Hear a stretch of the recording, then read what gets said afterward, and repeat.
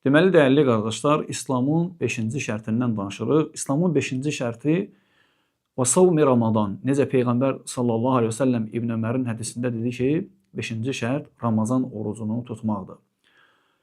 Oruc barədə, yəni Ramazan orucu barədə də Quran-ı Kərimdə Allah Teala bir neçə ayələr nazil edib. Allah Teala buyurur ki, Bəqərə surəsində: "Ya eyyuhellezine amenu kutiba aleykumus-siyam kema kutiba alellezine min qablikum la'allakum tettaqun."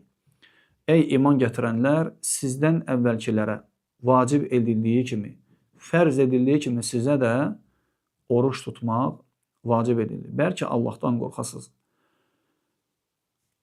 Orucun lüğəti mənası, dəyərli qardaşlarım, yəni siyam kəlməsi, siyamu Ramadan və ya savmu Ramadan, siyam kəlməsinin mənası nədir?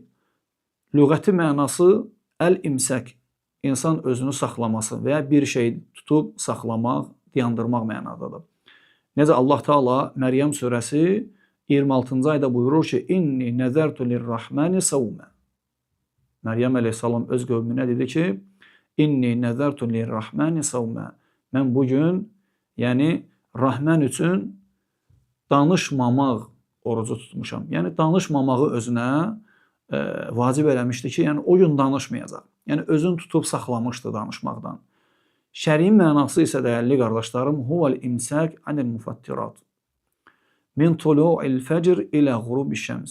Günəş çıxandan günəş batana qədər yeməyi, içməyi və şəhvani şeyləri tərk eləməyə deyilir. Günəş çıxandan batana qədər yeməyi, içməyi və şəhvani məsələləri tərk eləməyi. Bu da şəri mənadadır. Qısa olaraq şəri mənası da budur.